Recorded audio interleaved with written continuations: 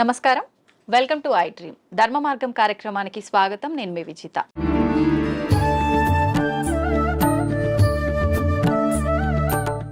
సాధారణంగా మనిషి యొక్క ఆయుష్ అనేది 100 ఏళ్ళు 100 సంవత్సరాలు అని చెప్పి మనందరం కూడా వాడుక భాషలో మాట్లాడుకుంటూ ఉంటాము.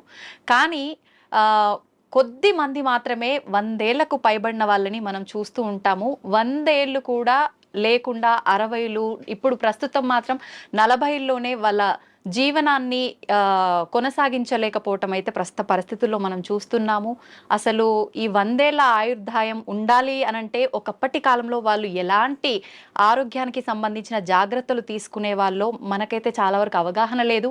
కానీ ప్రస్తుతం నాతో పాటు ఉన్నారు స్వామీజీ. వారు 109 సంవత్సరాలు వారి జీవనాన్ని కొనసాగిస్తూ ఉన్నారు. చాలా ఆరోగ్యంగా కూడా ఉన్నారు. అసలు ఇది ఎలా సాధ్యపడింది అంటే వారు చేసే ధ్యాన సాధన వల్లే సాధ్యపడిందని అయితే చెప్పచ్చు. ఇప్పుడు స్వామి వారితో మాట్లాడి ఆ డీటెయిల్స్ అన్ని కూడా మనం క్లియర్ గా తెలుసుకునే ప్రయత్నం అయితే చేద్దాం. నమస్కారం స్వామీజీ. హరి ఓం. మనమే తప్పు చేస్తున్నామేమో అనేటట్టుగా వాళ్ళందరూ మన దిక్కు చూస్తుంటారు. సో మనము ఇంట్లో కూర్చొని ప్రత్యేక సాధనలు చేసేటప్పుడన్నా కనీసం ఎక్కడ ఏది ఉచ్చరించాల్సి వచ్చినా ఓం అని ఉచ్చరించండి, ఓం అని కాదు. ఓకే, ఇంకా సామూహికంలో తప్పడం లేదు. 10 మంది కూర్చొని శివ సహస్రనామము అష్టోత్తరము ఏదో ఒకటి చేస్తాం. ప్రతి దానికి ఓం నమ శివాయ, ఓం శంభవైతే నమో, భయోశ్వరాయతే నమో, నిధనపతి నమ, నిధనపతాంతకాయ నమ, వీటన్నిటికి ముందు ఓం ఓం అంటారు. ఓం ఓం అంటాం. మాకు ఇదే అలవాటు అయిపోయింది, ఓం ఓం అని అంటాం. ఓం అనేది మా నోట్లో రాదు. నిజంగా అంటే మనం పలకాల్సిన మంత్రం ఏదైనా తప్పు పలుకుతున్నాము అంటే దానివల్ల మనకు ఫలితం కలగకపోగా దోషం కలిగే అవకాశం ఉంటుందా స్వామీజీ? దోషము అని అంటే సైంటిఫికల్ గా మీకు నేను చెప్పాలంటే ఇప్పుడు ఈ షట్చక్రాలు అనేది పెటల్స్ తో ఉంటుంది. మూలాధారం 4 పెటల్స్, దళాలు, స్వాధిష్టానం 6, మణిపూరకం 10, అట్లా 10, 12, 16, 2, 50 అక్షరాలు దాంట్లో నిక్షిప్తమై ఉంటాయి. వర్ష అనేది మూలాధారంలో, పాప బాబమ్మ అనేది అట్లా ఒకటి వేరే వేరేగా ఉంటాయి.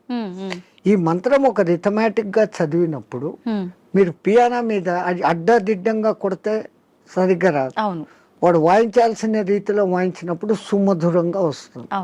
ఇట్లా ఈ మంత్రం కూడా లెహర్ చదివినప్పుడు ఈ పెటల్స్ కదులుతాయి. ఆ పెటల్స్ కదిలినప్పుడు ఆ చక్రం కంట్రోల్ చేస్తున్న మీ ఇన్నర్ ఆర్గాన్స్. మూలాధారము పెద్ద పేగును కంట్రోల్ చేస్తుంది. స్వాధిష్టానము చిన్న పేగులను, యూరినరీ బ్లాడర్ ను, రీప్రొడక్టివిటీ ఆర్గాన్ ను చేస్తుంది. మణిపూరకము డైజెషన్ సిస్టము, చిన్న పేగులు ప్లస్ అన్నాశయము, వీటిని కంట్రోల్ చేస్తుంది. అట్లా ఏ అంగాలను అవి చేస్తుందో ఆ జరిగే వైబ్రేషన్స్ ఆ అంగాలను శక్తివంతంగా ఆరోగ్యవంతంగా చేస్తాయి. ముందు మంత్రాలలో ఉన్న అర్థం ఇది. అందుకనే వాళ్ళు స్వరము ఇట్లా పలకాల, ఇట్లా చేయాలని. వేదం అందరూ చదవలేము అంటే కారణం, ఓ గురువు దగ్గర 12 ఏళ్ళు నేర్చుకుంటే ఒక్క ఋగ్వేదం వస్తుంది మీకు. ఒక్కొక్క వేదం నేర్చుకునేకి 12 ఏళ్ల కాలం సుస్వరంగా. ఇప్పుడు అనేక మంది పాపం వేద పాఠశాలలు పెట్టి మళ్ళీ మన పూర్వ సంస్కృతి ఇంత గొప్పదన్న సంగతి తెలుసుకుని ఎట్లా చేస్తే బాగుంటుంది ఏమన్న సంగతి మీద పోతున్నా. వేదం అంతా సైన్స్ అమ్మా, ఊరికే ఏది చెప్పలేదు. సంధ్యావందనం చేసే దగ్గర నుంచి సైన్స్. ఇప్పుడు వీళ్ళు చేసే సంధ్యావనం తప్పు పట్టడం కాదు. పాతకాలంలో వాళ్ళు ఏం చేశారు, నదిలో వక్షస్థలం లోతు నీళ్లలో నీటికి ఎదురు ప్రవాహానికి నిలబడి ఓ చెంబుతో నీళ్లు తీసుకొని ఆ సూర్యుని దిక్కు పెట్టి ధారగా వదిలేవాళ్ళు. ఎప్పుడైతే ఒక మనిషి ఇంత లోతు నీళ్లలోకి పోతాడో అపాన వాయువు ఆటోమేటిక్గా పైకి వస్తుంది. మామూలు నీళ్ల తొట్టిలో ఒక ఎంటీ చెంబును ముంచండి, ఎంత ప్రెషర్ వస్తుంది, లోపల గాలి పైకి రావాలని చూస్తూ ఉంటాం. అదేమో ఇంత చెంబు, ఎంతో బలం ఉపయోగించాలి. సో ఈ అపాన వాయువు పైకి వస్తుంది. మనం చెంబు నీళ్లు తీసుకొని అన్నప్పుడు ప్రాణవాయువుని తీసుకున్నాం. ప్రాణ అపాన సమాయక్తం పచాన్యన్నం చతుర్జుదం అని భగవద్గీతలో చెప్పిన ఆ ప్రాణ అపాయాల సమ్మిళనం జరిగి శరీరంలోని స్థూల సూక్ష్మ కారణ శరీరాలకు ఆ శక్తి పోతుంది. ఓకే. ఆ ధార అట్లా వదులుతున్నప్పుడు సూర్యకిరణాలు ఆ ధారలో నుంచి ఫిల్టర్ అయ్యి వచ్చి ఇట్లా పెట్టి పోసేటప్పుడు సరిగ్గా మన షట్చక్రాలు ఉంటాయి. ఆ ధార మన ఎదురుగా షట్చక్రాల దగ్గర పడతా ఉంటుంది. ఆ కిరణాలు ఆ ఈ ధారలో నుంచి ఫిల్టర్ అయ్యి మన షట్చక్రాలకు కావాల్సిన కిరణాలను అందిస్తుంది. సూర్యుడిలో అనేక కిరణాలు ఉన్నాయి. సహస్ర కిరణుడు అని ఆయనకు పేరు. 1000 రకాల కిరణాలు ఉన్నాయి. ఒక్కొక్క కిరణం ఒక్కొక్క పని చేస్తుంది. ఆ పని చేయడం కూడా 12 నెలలలో ఒక్కొక్క నెలకు ఒక్కొక్క విధంగా చేస్తుంది.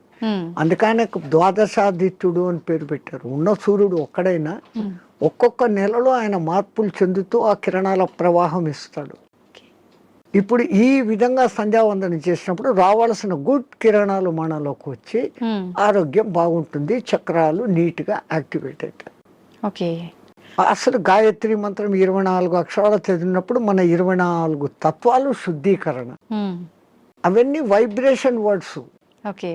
శబ్దం వైబ్రేషన్ క్రియేట్ చేస్తుంది. పెద్ద పెద్ద సైంటిస్టులు ఇప్పుడు నిరూపణ చేస్తున్నారు. పలకాల్సిన రీతిలో ఓంకారం పలుకుతే అది దూరంగా స్క్రీన్ మీద మీకు గొప్ప శ్రీచక్ర యంత్రాన్ని చూపించింది. ప్రూవ్డ్. ఓకే. ఇంకొన్ని మంత్రాలు చదివినప్పుడు ఇంకొన్ని డిజైన్లు వచ్చినాయి.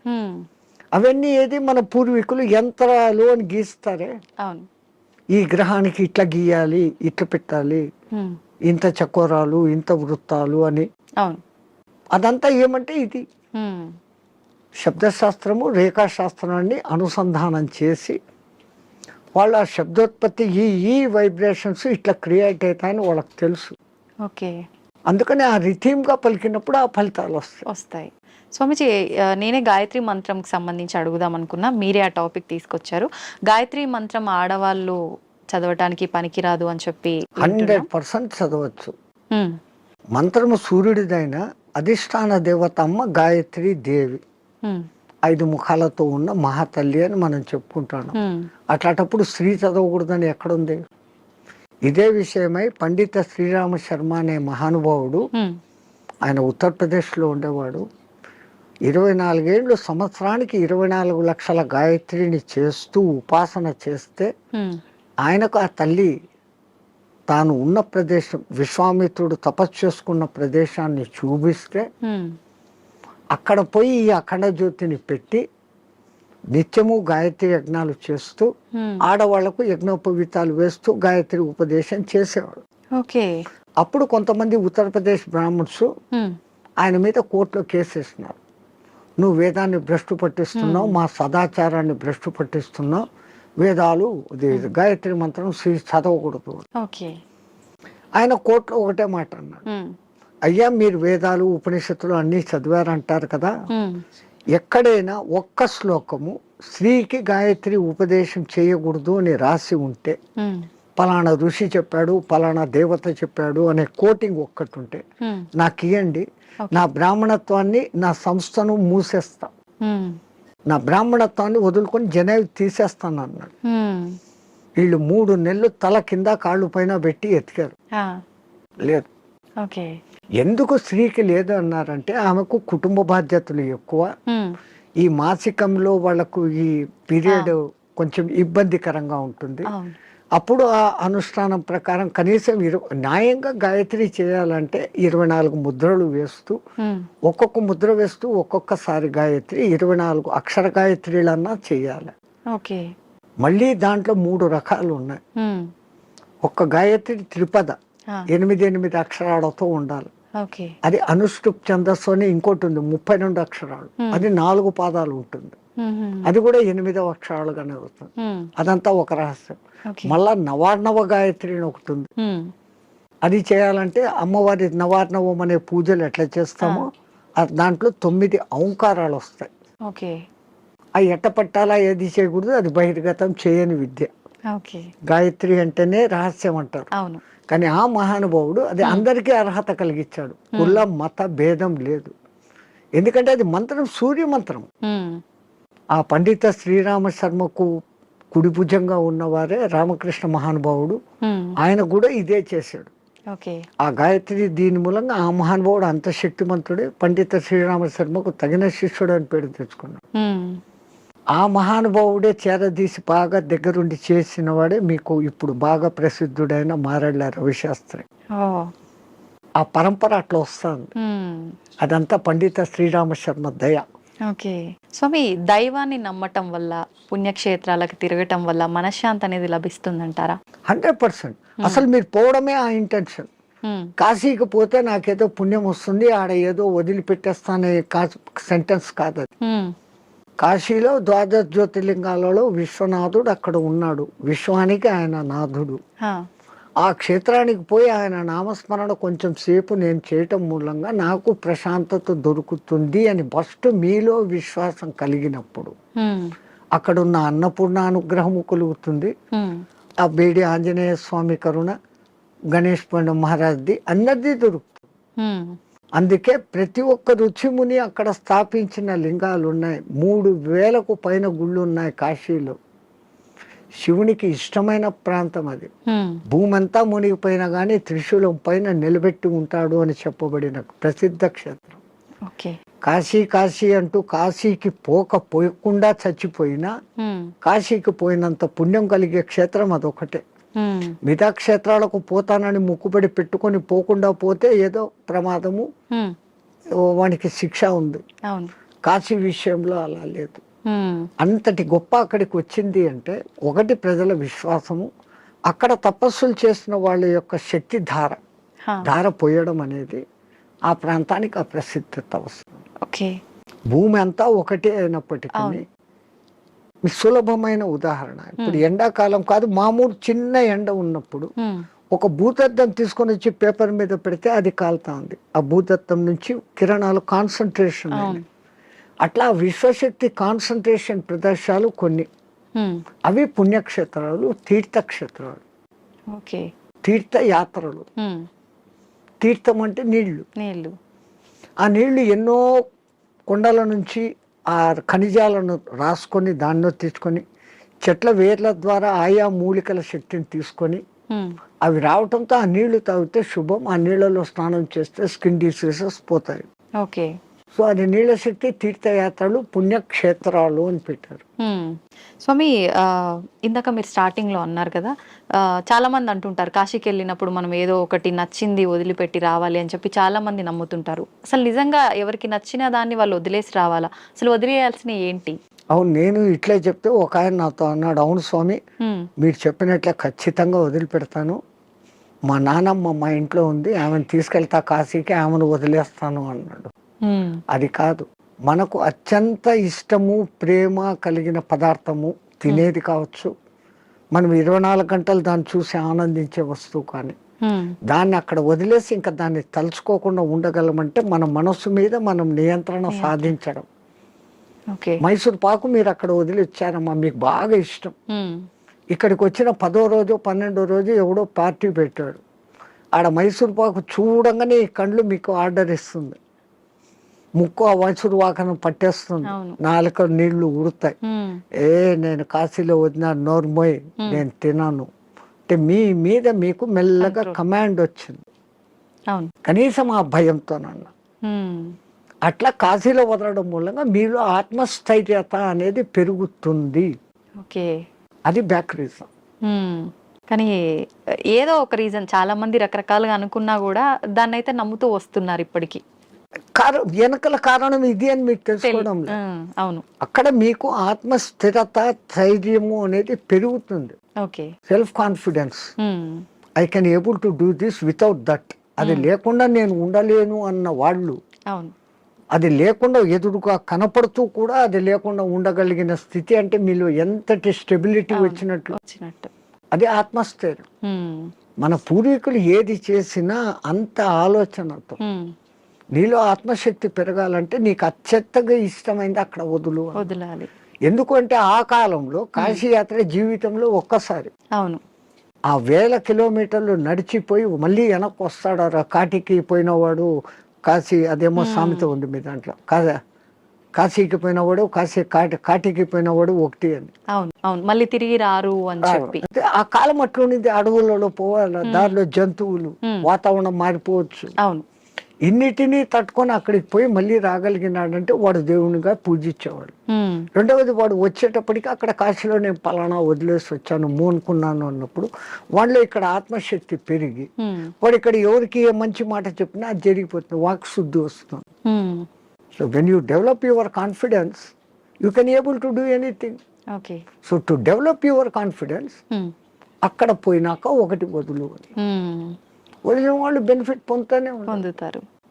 స్వామి, చాలా మంది అంటుంటారు, అంటే ఇప్పుడు ఇందాక మీరు చెప్పినట్టుగా వెళ్ళిన వాళ్ళు తిరిగి రారేమో అన్న ఒక ఉద్దేశంతోటో మరేంటో తెలియదు, కానీ చాలా మంది నమ్మకం ఏంటంటే పిల్లలు ఉండి వాళ్ళ పెళ్ళిళ్ళు అన్నీ అయిపోయిన వాళ్ళు మాత్రమే కాశీకి వెళ్ళాలి, దర్శించుకోవాలి, అవన్నీ అవ్వని వాళ్ళు కాశీలోకి పోయి సస్తే మోక్షం అనుకుంటే కాదు.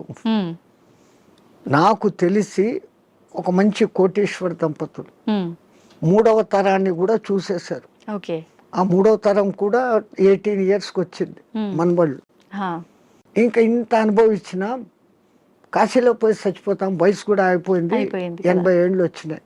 ఇద్దరు లవ్ మ్యారేజ్, ఇద్దరికి 80 ఏళ్ళు భార్యాభర్తకి. బట్ డబ్బు ఉంది, అక్కడ మంచి బిల్డింగ్ కొనుక్కున్నారు, 4 సర్వెంట్లను ఎత్తుకొని పోయినారు, వంట వండేకి పనులు చేసుకునేకి. రోజు పోయి స్వామి దర్శన్ వస్తూ ఉన్నారు. ఎప్పుడో ఒకసారి బంధువులు ఫోన్, బిడ్డలు వాళ్ళది. అంత ఆధ్యాత్మిక మర్జాయంగే అంటున్నారు. 7 ఏళ్ళైంది, 8 ఏళ్ళైంది, 10 ఏళ్ళైంది. ఇక్కడ ఈ 18 ఏళ్ళ బిడ్డలు 28 ఏళ్ళ వయసుకు వచ్చినారు మనమళ్ళు. వాళ్ళకి మ్యారేజ్ ముగ్గురికి ఒకేసారి కుదిరింది, వేరే వేరే కమ్యూనిటీ హాల్. తత పెళ్ళి మాది అంటే, అరే ఇక్కడ కాశీలో ఉండి 15 ఏళ్ళు అయిపోయింది, 95కి వచ్చినాం, అక్కడ గంగ నీళ్లు తాగి రోజు శివప్రసాదాలు తిని ఇంకా పుష్టి తయారైనారు. They can able to see, they can able to hear everything. బాగుంది. అరే ఇంకా ఉంటాం కదా, ఒకసారి పెళ్లి చూసుకొని వస్తామని ఫ్లైట్ లో వచ్చినారు. పెళ్లి చూసుకున్నారు, రాత్రి పడుకున్నారు. పడుకున్న వాళ్ళు పడుకున్నట్లే జయ శ్రీరామ్ అయిపోయినారు ఇద్దరు. వాళ్ళకు కాశీలో మరణం లేదు, ప్రాప్తం లేదు. అందరికీ మరణము సాధ్యమా? అలా అని మరి కాశీలో ప్రాప్తం లేదని అక్కడే ఉంటే ఎప్పటికీ మరణం ఉండదనేది కూడా. ఆ మాటకు వస్తే తల్లి, ఇప్పుడు గంగలో మునిగితే నాకు పుణ్యం వచ్చేస్తుంది అనుకుంటే, గంగలోనే ఉండే చేపలు, కప్పలు, ముసళ్ళు అవి అక్కడే పుట్టాయి, అక్కడే పెరిగాయి. ఒక్కసారి గంగా స్నానం చేస్తే, సరే మీరు కాశీలో పొద్దున్న నుంచి సాయంత్రం వరకు 10 సార్లు గంగా స్నానం చేశాను అంటారు, కానీ మీరు చేసింది ఒకటే స్నానం. మీరు స్నానం చేయగానే ఆ నీళ్లు ఫ్లో పోయినాయి కదా. ఆ తల్లి నిరంతర ప్రవాహం, ఎప్పుడూ కొత్త నీళ్ళు అక్కడ ఉన్నాయి. స్నానం చేస్తే నాకు పవిత్రత వచ్చేసింది గంగలో చేస్తే కాదు.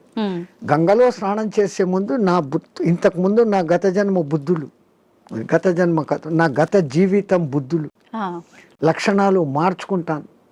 నేను ఇంక మీద అట్లా ఉండను. అక్కడ మిమ్మల్ని మీరు జస్టిఫై చేసుకొని, తల్లి నాకు ఆ బుద్ధి ప్రసాదించు అని మునిగి లేచి, ఆ మాట ప్రకారం మీరు ఇక్కడ ఉన్నారంటే మీకు మోక్షము, ముక్తి. అంతే తప్ప ఆడపోయి 100 మునకలు వేసి ఈడొచ్చి అత్తమామల్ని తిట్టో, అమ్మా నాన్నను తిట్టో, భర్తని హింసించో, భార్యను హింసించో, సంవాట్ మగ ఆడ ఎవడైనా చేసేది. ఈ తప్పులన్నీ ఇక్కడ చేస్తూ, నేను పోయి గంగలో 6 సార్లు మునిగొచ్చాను, నేను సస్తే మోక్షానికి, నువ్వు నువ్వు అక్కడ మార్పు చెందేదానికి మునగాలి. అందుకే పాతకాలంలో అక్కడ మునిగేటప్పుడు పంతుళ్ళు మీ చేత 10 మంత్రాలు చెప్పిస్తారు.